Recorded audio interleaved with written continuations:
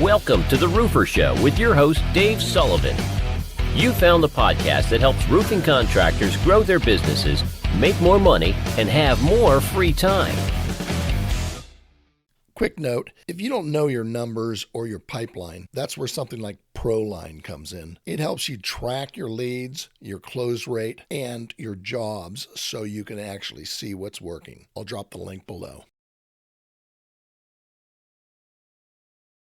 The numbers, they always tell the best story. We have to know how to look at the numbers, how to put the numbers together in a way where a story actually tells a story and isn't just a jumbled mess. People often are optimizing their efforts, their business, their results on the wrong thing, in my opinion. And leads is such a huge buzzword, and you do need leads, but there's different types of leads. There's people that know you, people who don't know you. There's people that are maybe slightly interested in your service, but don't really care about who does it. There's people that only want to use you. And very few of the strategies that are being pushed and are popular and have their place, Google ads, SEO, Facebook ads, very few of those things actually help you optimize for those types of leads that I talked about. And so to flip it, rather than saying, I want to optimize for leads, I want to optimize for quality conversations.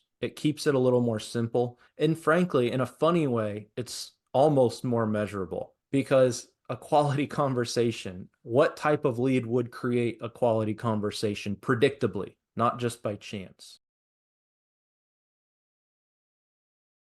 The problem that I see is contractors want more leads. Just get me more leads. And I'm going to throw money at this to get more leads. And that's what it's all about. They don't think about close rate. They don't think about quality of leads. They don't think about pre-qualifying their leads. They create their own sales problem. And the other part about it that I know that you really get into, which I love, is the cost of a lead, of a true lead, not a crap lead, a true lead, an issued lead, we call it. And then being able to pre-qualify this and going out there and improving our close rate, because then we don't need so many leads. It's not a numbers problem. It's a close rate. And most contractors don't understand what the close rate is. Amazed in a not great way.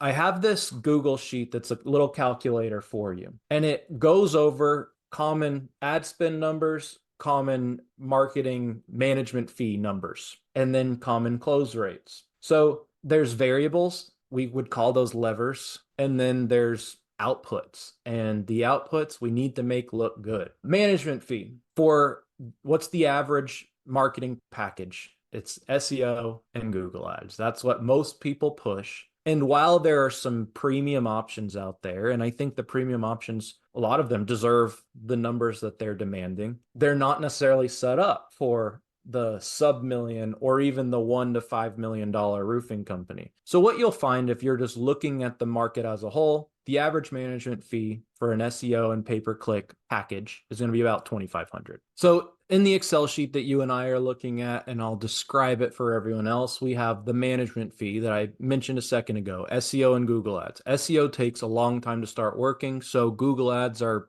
carrying the torch for a long time. They're bridging the gap, trying to help you generate an ROI. The ad spend, for whatever reason, and we can change this up and all this stuff will change, but for whatever reason, the ad spend that people start with in the 1 to 6 million range so often is $100 a day, $3,000 a month. So that puts your total marketing spend, it gets hairier if we look at truck wraps and some of those other things, but we have to look at things in silos sometimes to understand them, will be about $5,500. I ran a marketing company, and at times we had hundreds of clients that were roofers. The average cost per conversion in the country is $150. The conversion is measured by someone filling out a form on your website or a phone call over a minute long. If anyone's run Google ads, they know that not every form fill or call turns into a deal. They're inquiries, just like what Dave said. So an inquiry is $150. The average, and maybe this is even generous, inquiry to lead from these types of this channel is usually about 60%. So we're saying we got 10 inquiries, and in your example, we've got 6 qualified leads out of that. Yeah. And qualified is still probably a stretch, but six Right. people that have agreed to let you inspect their roof for free. That are actually looking for roofs and not swimming pools or decks or crap that we get off of those type Exactly. of spends. So to continue down the line, that's $250 in ad spend. That's important. Ad spend. We had a $2,500 management fee, $3,000 ad spend. In ad spend only, and this is something you need to watch out for because marketers love to talk about the cost per lead and ad spend and usually don't even think to talk about your cost per lead, including their management fee. Is very relevant to you, less relevant to them unless they understand the impact it makes on you staying around. So $250 cost per appointment in ad spend. $3,000 ad spend divided by 250 is 12. So 12 appointments. $5,500 for 12 appointments. Underwhelming, I would say, especially when you look at your cost per appointment total. Your cost per appointment total, $5,500 divided by 12 is $458. A lot. It's a hefty amount to spend for an appointment. Let's say a qualified lead that we're going to go out and we're going to spend our time going out and seeing is costing us on average $460, basically. Is that what you're saying? Roughly. So 12 appointments, 458. This is the number, the average number based off of the average marketing package. This much ad spend, this much management fee. I think contractors would be surprised at that cost, at how high a true lead actually costs. And when you're screwing around, guys are not returning phone calls. You got sales guys that just, hey, so on and so forth. Oh, whoops, dropped that one between the seats, never got out there, never responded. Prospects are so frustrated because they call 3 or 4 guys and one shows up. It's crazy.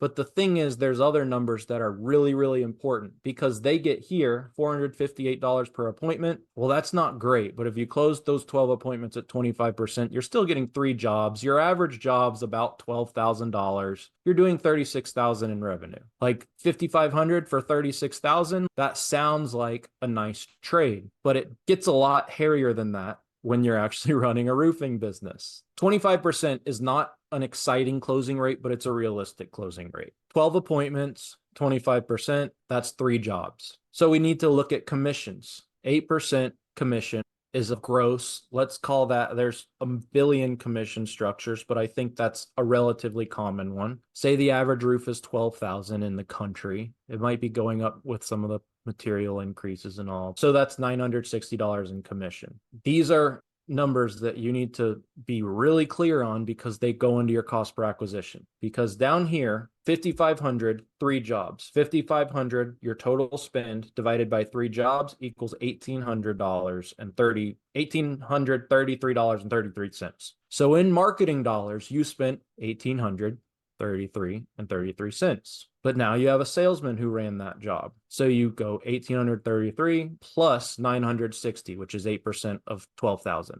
And it's all variable. If this number was 15,000, then it still doesn't work very well for you. Like it's not as bad, but we're still in a situation where the cost to acquire customers not super helpful. 1,833 plus 960 is about $2,933, right? Roughly. Right. So what you're saying is to acquire a true customer, that cost is how much? In this scenario, to acquire a true customer, in marketing dollars, it's 1,833. If you add in the commission, which you should, because that is part of your cost per acquisition as a business, if you just look at gross numbers, it doesn't help you very much. We're talking 960 plus 1,833.33, which is $2,793.33. To acquire a new customer. To acquire a new customer. I think our audience would be amazed, and that is the true cost. Yeah. No idea that it was that expensive. So we've kind of laid out what the problem is. It costs a lot of money to acquire a customer. So let's move into how we're going to solve this, how we're going to improve this. And that's what your program is all about, because if we can improve our close rate, obviously that cost of customer acquisition goes down. The closing rate matters, but I want to go through worst case scenario where your closing rate doesn't improve, because I think that exposes and illuminates the solution and versus the problem a little more. So I'm moving you now to the concept of compounding. So say we build a process within our business to where every time we have an appointment or build, we are working that area. The appointment, we're working it to try to get in front of new people. The build, we're working it to try to get in front of new people. After the job's done, we have a very organized and formal way of trying to generate referrals that is a little bit more predictable than the just throwing out a random number if they close. So say you're doing all these things, putting all this effort in, we're going to assume that we can generate 3 additional appointments per job that you're doing, not jobs, appointments. And say we're still closing at 25%. You're not going to close those appointments at 25%, but to show you what happens. On that, we're going to spend a little bit on direct mail and door hangers and things like that. And we're going to spend a little bit on social media. So that's $290 added to your marketing expense per job. But we got 3 appointments. You started with 12 appointments. You got 3 jobs. 3 jobs, but now you got 3 additional appointments for it. So total, that campaign, those efforts generated 21 appointments. So your cost per appointment, rather than being 458, is 261. So about half. Your cost to acquire a customer in this scenario, because we did add in some expenses, went from 1,833 in marketing dollars to 1,047 in marketing dollars. And this is not the best case scenario. I'll show you what it can look like when it's even better, because we're looking at your overall cost per acquisition. You went from 3 jobs from the Google ads to 5.25 jobs from everything. We're still talking about $12,000 as the average job. So we will go from $36,000 to $63,000. And we didn't cover this before, but if your 35% margin is the average, so $4,200 on a $12,000 job is your average gross profit, and then you take away the $2,793, then that's about $1,406. And it's not even really net, but let's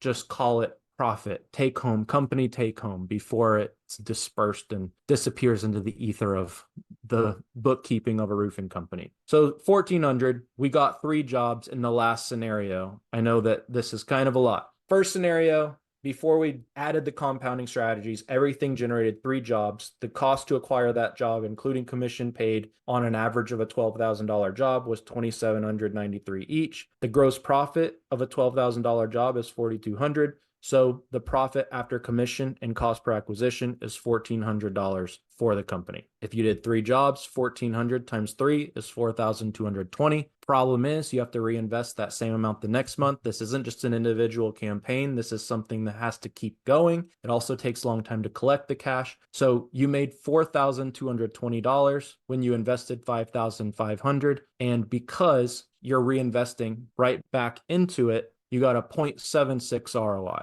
which is a negative ROI. No bueno. In this new scenario, we generated 3 additional appointments per job, 21 jobs or 21 appointments total, from 3 jobs to 5 jobs, 36,000 in revenue to 63,000 in revenue. Your profit after commission, cost to acquire a customer, and some of those other expenses I mentioned, the direct mail, door hangers, ads, was $1,900. So more jobs, more profit. 5.25 times 1,900 is 9,987. You reinvest 5,500 the next month, and you got a 1.8 ROI. So you doubled the amount of money you're making, and you're profitable in 1 month. You made money. So this is a breakdown of an example of just like, if you just did a few different things and you just added a few different strategies and you just prioritize a few different things. And this is assuming that your closing rate remains 25%, which we all know referrals close at a higher rate. We also know that usually if you get flagged down by a neighbor and you're already doing the project down the street,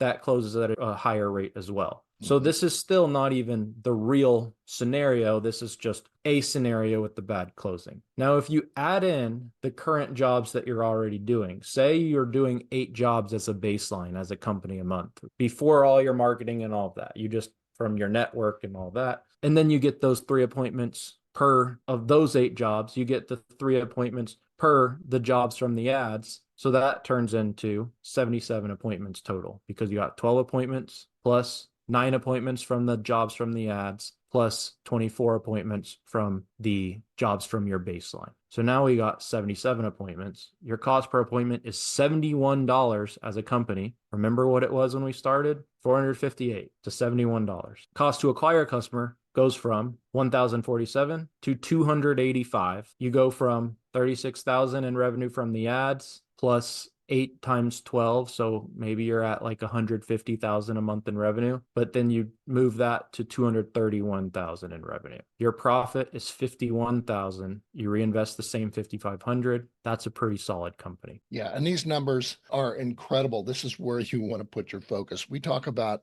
for every job that we do in a neighborhood, our goal is to get one additional job. And I think that's where you come up with your 3 referrals, your 3 additional appointments that come out of that one job, because that's what we'd be looking at, say at a 33, 25% close would be that one additional job. So you just run the numbers. If we can get doubling the number of jobs that we're getting for that same amount, basically the same amount of money. So that is incredible. We got the numbers down, so forth. How do we do this? How do we go generate those 3 additional appointments? This is what we call process. You do it the same way every time. And we get that process down because you have to be consistent about doing this. And this is so much of the problem that we see working with contractors is that it's kind of half-assed here and there. We've got to do it the same way every time. It's not complicated. It's just being consistent and keep it really simple. So how do we get these 3 additional appointments? And if you're missing calls or not following up fast enough, that's where SMA comes in. They handle your calls, follow up, so you don't lose those expensive leads. I'll link them below. In this picture, and I'll describe it, I'll paint the scene, except I'm going to act like the pictures are better than they are. It's an aerial view of a neighborhood, and then it's one house circled, and you found damage on that house. You go get called out. You inspect a roof. You find damage. It appears as though there's a decent shot that they're going to use you. What you can say confidently is, they know you, they like you, they trust you. Now that we know that, where would we say the most opportunity is? Remember, this is an aerial view of a neighborhood. It's the neighbors. We already have gotten here, all these houses. That's where the opportunity is. And it's not just because of proximity, while that matters. It's because we know so much about these people. We know that they can afford the same type of house, which means their financial situation likely is in the same ballpark. Their access to credit is probably somewhat similar if it's a financing thing. They're probably similar ages. They probably know each other. They probably didn't dodge the storm that damaged the first roof you looked at. If it's retail, their roof was probably about the same age. So we can confidently say a lot of things. Is it going to be 100% accurate? No, but marketing never is. And if you can get a 75 to 80% accuracy compared to advertising to 1,000 people, hoping that one person reaches out, you're in good shape. And we can now confidently prioritize time and potentially a little bit of money to advertising to these people. And that's something that we need to really, really grasp the concept of, and like it needs to be dialed in, because also we can create branding-esque, not direct lead gen that generates cold leads, but branding type of marketing, which generates warm leads and people who know you and want to do business with you. We can now begin creating a different dialogue from a marketing perspective with them. I like to give this example. If there was a town with a population of 300,000 people, and then one roofing company decided, we're going to go all out. We just got bought by private equity. We're going to spend $1 million on branding. And they just blasted the whole city. They would be able to spend an average of about $3 per person. There's about 25 homes right here. How much do you think we can comfortably spend per person with a branding-esque type of approach? $4, $5, $10, $15 more. We're generating a different type of dialogue. We're competing with the big dogs on a micro basis, and we're able to have our marketing set up in a way to where we don't have to push. We don't have to work hard. we can give them as much of the information and demonstrate to them the way we do business in a variety of ways so that they can make the decision themselves, which is what they want to do, to reach out to you, to wave you over, and then eventually, once the job's done, to get the referral. We just talked about Google Ads. This lovely couple was searching for a roofer on Google. These people you just did a roof for. Where's the opportunity? It's the person that we just did the roof for. Why? Because they know and trust you. They also have friends on Facebook that probably know and trust them. They are a peer rather than a seller on Nextdoor and apps like that. They maybe went to high school in the area and have a network of friends and maybe even friends' parents from then. Their little amazing child goes to a school with a bunch of great kids and a bunch of parents that they've become friends with. And there's all these people in their network. Now, rather than expecting them to just off the top of their head be like, I have a note on my phone, and every time someone talks about how they need a new roof, or if I just notice, I write it down just for you, Mr. Roofer. That's never going to happen, but we can get them to talk about you. We can generate inbound referrals the same way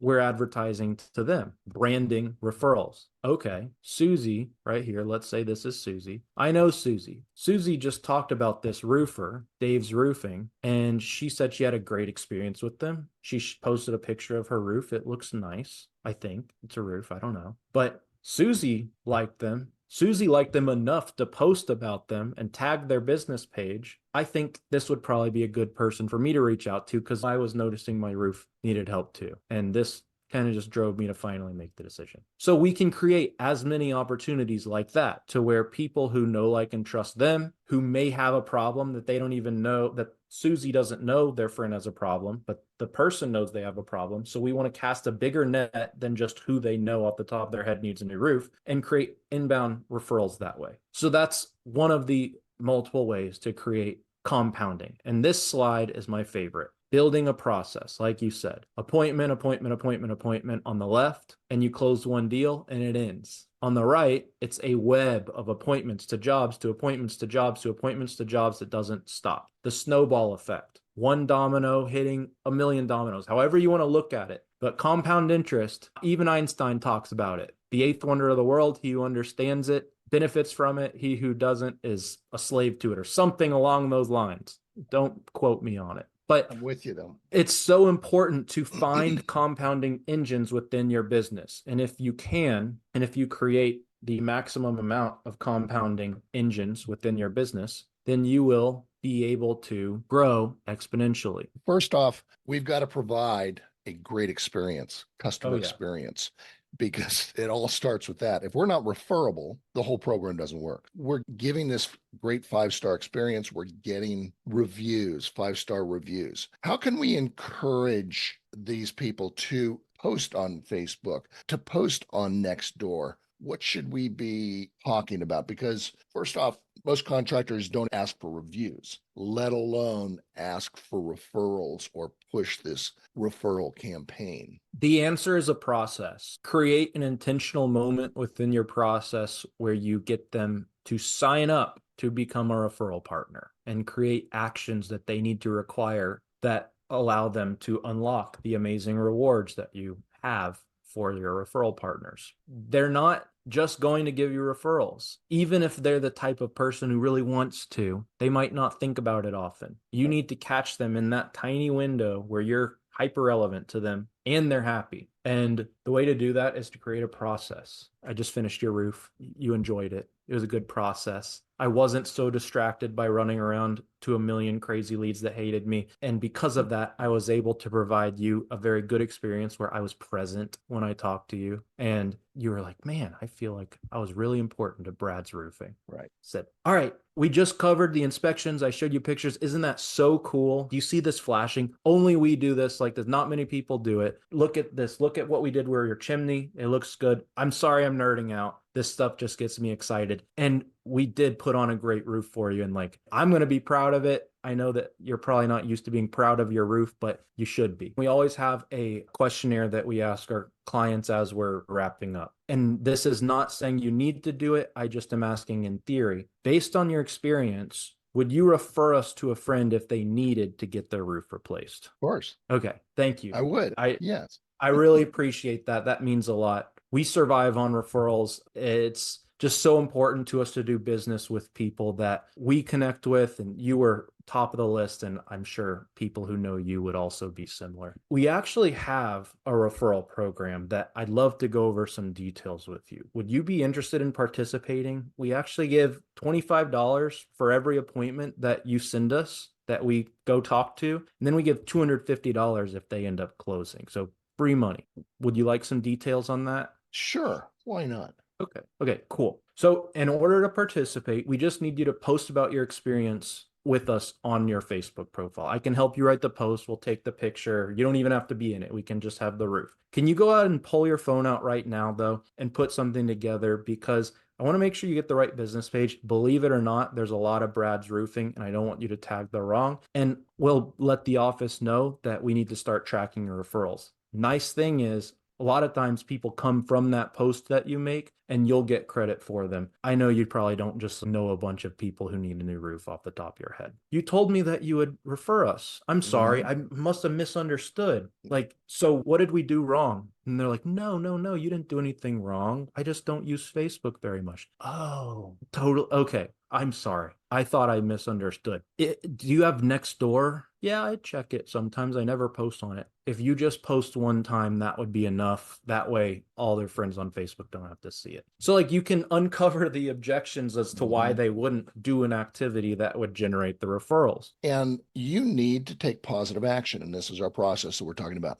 First off, you just need to bring it up. You need to talk about it. If you just did that, it's the same thing with reviews. If you don't ask for reviews, you are not going to get them. They'd love to do it. They just don't think about it. The other thing that you said is that we've got to take action and we've got to do it at the right point, right time. Hey, are you happy? I love the little survey. Gives you a great process to follow. Simple. Let me ask you about this survey. That makes sense. You're not shoving this down their throat. It's a natural progression. It's a lot better than saying, hey, can you give me 3 names of people that may need a roof? Well, that doesn't do anything because they can't think of people that you need a roof offhand. That's not going to work either. And by doing this, the posting, encouraging them to do that, you're going to get action. And that's the only way you're going to get it.